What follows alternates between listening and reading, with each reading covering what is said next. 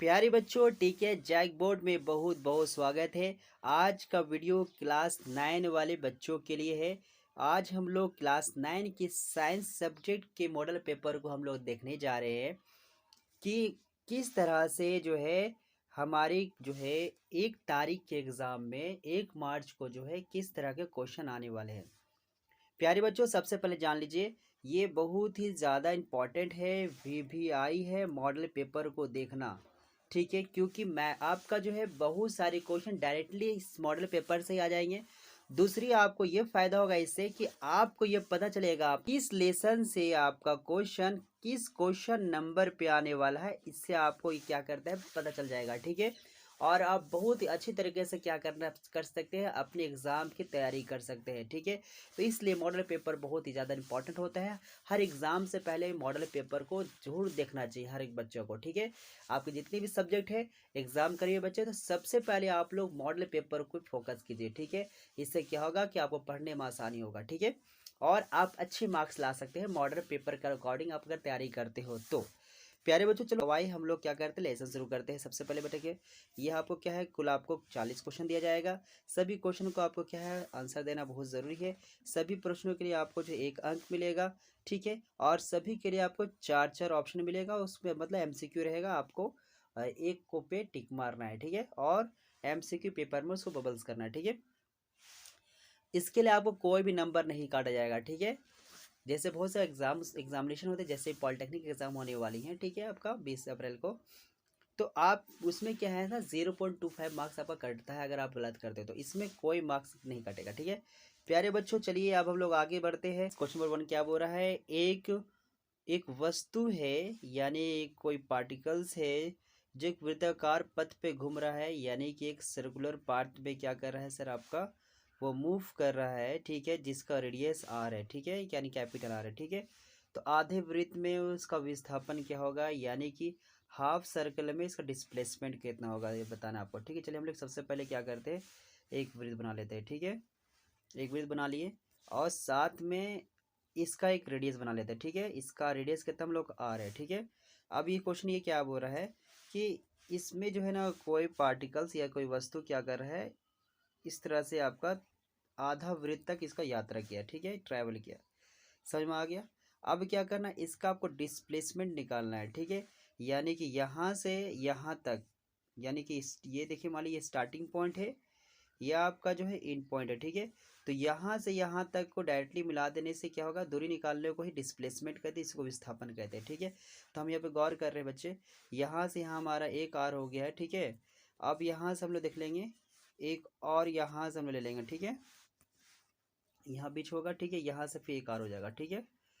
तो हम देख ले रहे हैं सर, आप यहाँ पे एक आर और यहाँ पे फिर एक आर, ठीक है। दोनों आर को हम जोड़ देंगे तो आर आर क्या हो जाएगा, 2 आर हो जाएगा, ठीक है। तो हमारा आंसर क्या जाएगा बच्चे हम लोग का, ऑप्शन नंबर सी 2 आर हमारा क्या हो जाएगा, सही आंसर हो जाएगा, ठीक है। ओके, क्वेश्चन नंबर 2 में हम लोग आते हैं बच्चे। इसमें क्या बोल रहे हैं सर, आपका वेग में प्रति सेकंड परिवर्तन का दर क्या कहलाती है, ठीक है। यानी वेलोसिटी में पर सेकंड जो चेंज होता है उसका रेट क्या होता है सर, ठीक है। तो उसको क्या कहते हैं सर, हम लोग उसको कहते हैं एक्सेलरेशन कहते हैं, त्वरण कहते हैं, ठीक है, एक्सेलरेशन, ठीक है। क्वेश्चन नंबर 3 में हम लोग आते हैं बच्चे लोग। क्वेश्चन नंबर 3 क्या कह रहा है, थोड़ा देख लीजिएगा यहाँ पे। यहाँ बोल रहा एस आई मात्रक बताना है, ठीक है, एस आई यूनिट बताना है आपको बच्चे। तो इसका आंसर क्या होगा सर, इसका इसका भी आंसर क्या होगा, त्वरण होगा, एक्सेलरेशन होता है, ठीक है। एक्सेलरेशन का जो है एस आई यूनिट क्या होता है, मीटर पर सेकंड स्क्वायर होता है, ठीक है। क्वेश्चन नंबर 4 में लोग आते हैं बच्चे। इसमें क्या बोल रहा है सर ना, दूरी समय ग्राफ यानी कि डिस टाइम ग्राफ जो है उसकी ढलान यानी उसकी स्लोप क्या बताती है सर, समझ रहा कि नहीं आ रहा। तो इस बच्चे इस ये जो है वेग को बताती है, वेलोसिटी बताती है, ठीक है। ऑप्शन, चलिए अब क्वेश्चन नंबर 5 में आते हैं सर, ठीक है। इसमें बोल रहा है कि न्यूटन की जो पहली नियम है, ठीक है, वो किसको परिभाषित करती है सर, ठीक है। मतलब कि फर्स्ट लॉ जो है आपका सर, वो किसको डिफाइन करती है सर, न्यूटन का, ठीक है। तो इसका आंसर होगा बाबू हम लोग का जड़त्व होगा, ठीक है। नेक्स्ट क्वेश्चन हम लोग देखते हैं सर, हम लोग क्वेश्चन नंबर 6। किसी पिंड यानी कोई कोई बॉडी है उसकी जड़त्व वो किस पे निर्भर करती है सर? तो वो वस्तु के द्रव्यमान पर यानी कि मास पर, मास ऑफ बॉडी पे डिपेंड करता है बच्चे, ठीक है, उसकी जड़त्व, ठीक है। क्वेश्चन नंबर 7 की तरफ हम लोग आते हैं। कौन सा जो है रूल जो है, नियम जो है बल को परिभाषित करता है, यानी कौन सा जो है लॉ जो है वो फोर्स को क्या करता है, डिफाइन करता है सर, ठीक है। तो सर इसका आंसर क्या होगा सर? न्यूटन का सर सेकंड लॉ यानी कि दूसरा नियम, ठीक है। सेकंड लॉ जो है आपका फोर्स को यानी बल को परिभाषित करता है, ठीक है। चलिए सर हम लोग एक हमारे पास न्यूमेरिकल से सर देख लेते हैं हम लोग क्या बोल रहे हैं सर। आपका कोई ये क्या है, एक कोई बॉडी है, ठीक है। उसका सबसे पहले गति दिया हुआ है, ठीक है, 10 मीटर पर सेकंड चल रहा है, ठीक है। साथ में इसका भार दिया सर 0.5 ग्राम दिया, ठीक है। तो इस पिंड का संवेग ज्ञात करना है, ठीक है। यानी इंग्लिश में बोलेंगे इसका हमको मोमेंटम निकालना है। कोई बॉडी का जो है वेट अगर 0.5 kg है और उसका स्पीड क्या दिया हुआ, मतलब वो मूव कर रहा है कि स्पीड से कितना, 10 मीटर पर सेकंड से, ठीक है। तो हमको इसका मोमेंटम निकालना है, ठीक है, यानी कि संवेग निकालना है, समझ बच्चे। तो चलिए हम लोग निकालते हैं संवेग, ठीक है। संवेग संवेग मतलब क्या होता है हम लोग का? संवेग का मतलब मोमेंटम होता है, ठीक है। आइए बच्चे, संवेग का मतलब ये हो गया कि m/v, ठीक है। m कितना दिया हम लोग को बच्चे, देख लीजिए हम लोग को m कितना, इसका वजन कितना दिया हम लोग को सर 0.5, और v कितना दिया है हम लोग को, देखिए बच्चे हम लोग यहाँ पे 10 दिया है, 10 मीटर पर सेकेंड, ठीक है, 10 दिया है, ठीक है। और चलो लिखते हैं यहाँ पे 10 दिया। अब बच्चे इसको मल्टीप्लाई कर दो तो बाबू देखो 0.5 को 10 से गुना कर दो तो क्या हो जाएगा हम लोग के पास 5 हो जाएगा सर, ठीक है। तो हमारा आंसर क्या आ जाएगा सर हम लोग का 5 kg/m², ये हमारा आंसर हो जाएगा, ठीक है। क्वेश्चन नंबर 9 की तरफ हम लोग आते हैं सर। यहाँ पे गौर कीजिए सर, हम लोग क्वेश्चन नंबर 9 क्या बोल रहा है कि जब कोई कोई बस विराम है, सिंपल से बताना ये क्वेश्चन जा रहा है कि कोई बस है, ठीक है। वो बस अभी क्या है, रुका हुआ है, ठीक है, विराम अवस्था में, ठीक है। अचानक वो बस जो है वो चलने लगता है और उसमें कोई पैसेंजर है जो खड़ा है, ठीक है। तो वो क्या होता है, जैसे बस आगे की तरफ जाती है ना, बस आगे की तरफ जाती है तो पैसेंजर क्या होता है, पीछे की तरफ झुक जाता है। क्या करता है वो पैसेंजर? पीछे की तरफ झुक जाता है। सिंपल से बता, अभी यात्रा की होगी, जैसे बस आगे जाती है तो आप पीछे की तरफ क्या करते हैं, झुक जाते हो, ठीक है, मतलब आपको झटका लगता है, सिंपल सी बात है। वो झटका मारेगा मारेगा। तो ये बता रहे ये कौन सा नियम का उदाहरण है सर, ठीक है। तो बच्चे ये आंसर क्या होगा सर इसका? ये जो है न्यूटन का पहला नियम है, न्यूटन का फर्स्ट लॉ है। इसका अकॉर्डिंग ये कहता है कि अगर कोई वस्तु अगर जो है गतिशील है यानी गति में है तो वो गति में रहना चाहता है। अगर कोई वस्तु जो है आपका विराम है तो विराम में रहना चाहता है, ठीक है। लेकिन अचानक जो उसमें हम बल लगाते हैं तो हमारा वस्तु जो है, हम जब थे बस के अंदर खड़े थे तो हम क्या थे, विराम अवस्था में थे। अचानक क्या है, बस जो है वो गतिशील हुआ तो हमारे बॉडी को भी वो गतिशील कर दिया, ठीक है। लेकिन हम नहीं चाहते थे कि गतिशील होना, ठीक है, इसलिए हमारा बॉडी क्या होता है, पीछे की तरफ क्या होता है, झुक जाता है, ठीक है, अचानक बल लगने के कारण, ठीक है। क्वेश्चन नंबर 10 की तरफ हम लोग आते हैं बच्चे लोग। कार्य का यानी कि आपका जो है वर्क का एसआई यूनिट बताना है सर आपको। कार्य का एसआई यूनिट क्या होता है सर? वो आपका जूल होता है, ठीक है। आइए सर क्वेश्चन नंबर 11 में एक और न्यूमेरिकल्स दिया है सर। क्वेश्चन नंबर 11 बोल रहा है कि चांद पर कोई बॉडी है, ये पिंड है, ठीक है। उसका वेट कितना है, 40 kg है चांद पे, ठीक है। तो पृथ्वी पर यानी अर्थ पे उसका भार कितना होगा सर, ठीक है। आइए देखते हैं हम लोग सर, ठीक है। पृथ्वी पर हम लोग देखते हैं इसका भार, पृथ्वी पर भार देखते हैं सर, ठीक है। चलिए पृथ्वी पर भार के लिए हम लोग क्या होगा सर, इसका फॉर्मूला क्या होगा, m/g, ठीक है। एम हमको दिया है, मास कितना दिया हम लोग को, 40 kg, और हमें पता है जी का मान कितना होता है, 9.8 होता है, ठीक बच्चे। अगर हम यहाँ से पॉइंट अगर हम लोग हटाते हैं, ठीक है, समझ रखने आ रहा, अगर हम लोग यहाँ से पॉइंट हटा देंगे तो यहाँ नीचे 10 आ जाएगा, ये जीरो से ये जीरो ख़त्म हो जाएगा।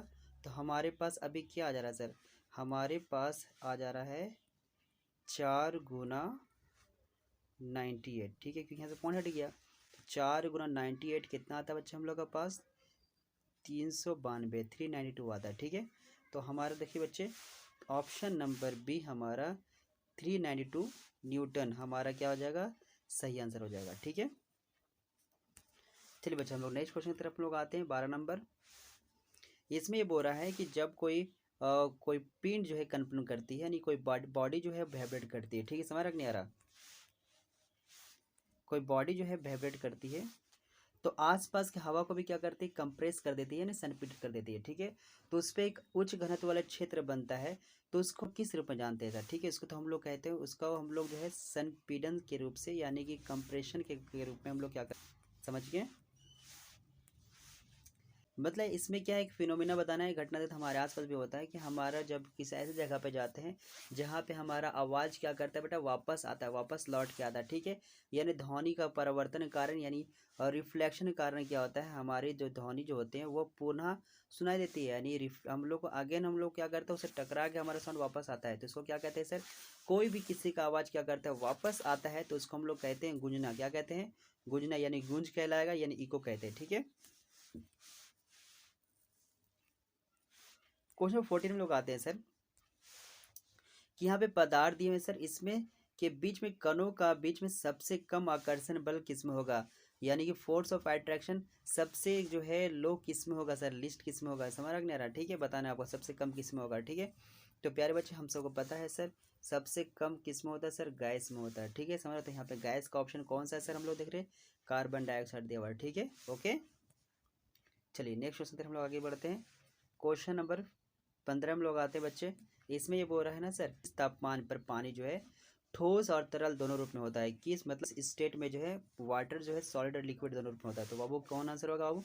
तो 0 डिग्री सेल्सियस पे क्या होता है, वो हमेशा वो क्या है, बर्फ़ के रूप में भी रहता है और पानी के रूप में भी रहता है। हम देख सकते हैं सर। ठीक है, जब फ्रिज में उसको डालते हैं हम लोग किसी भी पानी को, देखते हैं सर कि जब वो 0 डिग्री सेल्सियस में वो क्या मेल्ट मतलब वो क्या है, क्या फ्रीज होना शुरू हो जाता है, यानी कि जमना शुरू हो जाता है। ठीक है, तो उसमें वो टेम्परेचर क्या होता है, 0 डिग्री सेल्सियस रहता है। कुछ हम लोग देते हैं उसके ऊपरी एयर लेयर पे बर्फ़ जमा रहता है, निचली लेयर में क्या था, पानी रहता है। तो हम लोग वो 0 डिग्री सेल्सियस पे क्या है, दोनों रूप दे सकते हैं सर, बर्फ़ का रूप भी और पानी का रूप भी। ठीक है, यानी कि सॉलिड भी रहता है और हमारा क्या रहता है सर, हम लोग का लिक्विड भी रहता है। ठीक है, एक और न्यूमेरिकल्स हमारे पास है क्वेश्चन 16 के रूप में। ठीक है, देखिए इसमें क्या बोल रहा है सर, इसमें एक आपका जो है 100 ग्राम पानी है, इसमें क्या करते हैं सर हम लोग, और इसमें क्या कर 20 ग्राम चीनी मिला दे रहे हैं। ठीक है, यानी कि हम लोग 100 ग्राम हम लोग के पास वाटर है और 20 ग्राम हम लोग शुगर उसमें मिक्स कर रहे थे। तो हम लोग को विलियन का सांद्रता निकालना है, यानी कंसंट्रेशन ऑफ सॉल्यूशन हम लोग को निकालना है। ठीक है, तो चलिए हम लोग को निकालना है कि हम लोग को निकालना है सांद्रता, सांद्रता थोड़ा बढ़िया से लिख दो, सांद्रता हम लोग को निकालना है। ठीक है, ओके, तो बेटा सांद्रता निकालना कैसे होता है, देखिए सबसे पहले जो हम लोग सॉल्यूट है, जो हम लोग का विलय है, यानी जो जिसमें जो हमारे कम अमाउंट में है, यानी चीनी जो है जिसको हम लोग पानी मिला रहे हैं, उसका पहले तादाद लेंगे। ठीक, मात्रा लेंगे, तो कितना हम लोग का 20 है। अब देखते हम लोग का विलियन कितना हो गया सर। ठीक है, तो हमारा 100 ग्राम पानी है, अब 20 ग्राम हम लोग का क्या है, चीनी है, तो हम लोग कितना हो जाएगा, 120 ग्राम। कितना हो जाएगा, तो 120 ग्राम हम लोग यहाँ पे लिख देंगे। ठीक है, क्योंकि हम लोग को प्रतिशत निकालना है, तो प्रतिशत निकालने क्या करेंगे हम लोग, 100 से गुना कर देंगे। ठीक है, चलिए 100 से गुना कर दिए, ये 0 से बेटा ये 0 चला गया, 2 एकम 2 और 2 छक 12। तो हम देख रहे हैं हमारे पास क्या आ जा रहा है, 100/6 आ जा रहा है। ठीक है, अब इसको काटते हैं, 6 एकम 6। ठीक है, यहाँ पे मतलब यहाँ पे 10 था, तो 6 गया तो 4 बचेगा, 4 जाएगा 0 के पास, 4 जाएगा 0 के पास, तो कितना हो जाएगा सर हम लोग को 40। तो हो जाएगा हमारे पास 6 छक 36। ठीक है, अभी भी हमारे पास 4 बचा हुआ है, पॉइंट अगर लगा देंगे फिर चलो जाएगा, फिर 6 छक 36, तो 16 पॉइंट मतलब 16.6 हमारा आ रहा है। ठीक है, तो हम लोग यहाँ पे देख सकते हैं क्या है, ऑप्शन नंबर बी में हमारा जो है 16.2/3% जो है हमारा, ये हमारा सही आंसर होगा। ठीक है, 17 हम लोग देखिए सर क्या बोल रहे हैं कि घनत्व का एसआई मात्रक क्या होगा सर। ठीक है, तो घनत्व यानी कि डेंसिटी का एसआई यूनिट क्या होगा सर, तो ये होता है सर हम लोग का केजी घन मीटर होता है। ठीक है, केजी मीटर हम लोग का क्यूब होता है। ठीक है बच्चे, इसका सही आंसर 18 नंबर बताना है। निलंबन यानी सस्पेंशन का कौन सा प्रॉपर्टी है, कौन सा गुणधर्म है इनमें चारों में से। ठीक है, तो बच्चे इसका बहुत आसान आंसर है बच्चे, ये एक विषमांगी मिश्रण होता है, ये एक जो है हेट्रोजेनियस मिक्सचर होता है। ठीक है, क्वेश्चन नंबर 19 में लोग आते हैं सर। ठीक है, क्वेश्चन 19 में क्या बोल रहा है बच्चे कि कपूर और नमक के मिश्रण को हम लोग किस विधि से अलग कर सकते हैं, तो ऊर्ध्वपातन विधि से हम लोग क्या कर सकते हैं, इस कपूर और नमक को हम लोग अलग कर सकते हैं। ठीक है, आगे देखते हैं सर हम लोग द्रव्यमान संख्या द्रव्यमान संख्या बराबर हो कब होता है, मास नंबर कब इक्वल होता है बच्चे? इसका आंसर भी बहुत आसान है। जब बच्चे हम लोग का मास नंबर तब बराबर होता है, प्रोटॉन और न्यूट्रॉन जब हम लोग आपस में जब बराबर होगा तो वही वही तभी क्या है, द्रव्यमान संख्या हमारा क्या है, बराबर होता है। ठीक है, आइए बच्चे हम लोग देख लेते हैं 21 नंबर। 21 नंबर में क्या बोल रहा है सर आपको कि NH3 का आणविक द्रव्यमान निकालना है, मॉलिक्यूलर मास निकालना है NH3 का। ठीक है, तो बच्चे हम लोग देख लेते हैं, यहाँ पे N है, यहाँ पे N है और यहाँ पे H3 है। N का हम देखते हैं सर, N का कितना होता है सर, 14 होता है। और H का कितना होता है सर, इसका इसका होता है 1। और कितना हाइड्रोजन है, 3 हाइड्रोजन है। ठीक है, तो इधर देख लेते हैं 14, इधर 3, तो कितना हो जाएगा हम लोग पास 17। तो इसका आणविक द्रव्यमान कितना होगा सर हम लोग का, कितना होगा हम लोग का, मॉलिक्यूलर मास कितना हो जाएगा सर, 17 हो जाएगा। ठीक है, चलिए बच्चा नेक्स्ट क्वेश्चन पर हम लोग आते हैं सर। प्यारे बच्चों देखते हैं हम लोग 22 नंबर। स्थिर अनुपात का नियम या निश्चित अनुपात का नियम क्या होता है बताना। ठीक है, यानी लॉ ऑफ कांस्टेंट प्रोपोर्शन या फिर लॉ ऑफ डिफाइंड प्रोपोर्शन क्या हो तो बताना बच्चा। ठीक है, देखो इसका आंसर क्या होगा, ऑप्शन नंबर बी होगा, समझ लीजिए। कोई भी रासायनिक पदार्थ में तत्व हमेशा द्रव्यमान के अनुसार निश्चित अनुपात में मौजूद रहता है। मतलब समझ लीजिए, कोई भी रासायनिक पदार्थ है, ठीक है, कोई भी रासायनिक पदार्थ है उसमें जो तत्व होता है, ठीक है, वो द्रव्यमान के अनुसार क्या होता है, द्रव्यमान के अनुसार एक निश्चित अनुपात में मौजूद रहता है। ठीक है, यानी कि कोई भी केमिकल सब्सटेंस में जो एलिमेंट होता है वो हमेशा प्रेजेंट होगा डिफाइंड प्रोपोर्शन में, किसे, बाय मास, मास के द्वारा। ठीक है, समझ रख नहीं आ रहा, जो मास जो रहेगा उसी का अकॉर्डिंग जो रहेगा वो सब्सटेंस में जो एलिमेंट जो है, केमिकल सब्सटेंस में एलिमेंट क्या रहेगा, एक जो है डिफाइंड प्रोपोर्शन में जो है वो मौजूद रहेगा। ठीक है, 23 नंबर देख लीजिए सर, इसमें क्या बोल रहा है ना, निम्नलिखित में 36 ग्राम जल का सही प्रतिनिधित्व को क्या करता है, कौन करेगा सर? यानी कि क्या बताना है यहाँ पे, 36 ग्राम जो है वाटर में कौन यहाँ पे ऑप्शन दिया हुआ है, कौन करेक्टली रिप्रेजेंट कर रहा है। ठीक है, तो हम लोग देख सकते हैं सर, हम लोग का 1 मोल में क्या होता है बच्चे, समझ लीजिए, 1 मोल में 18 होता है, 18 ग्राम। ठीक है, तो 2 मोल में क्या होगा, 2 मोल में 36 होगा। तो हम देख सकते हैं कि यहाँ पे ऑप्शन नंबर ए 2 मोल ये आपका राइट आंसर हो जाएगा। ठीक है,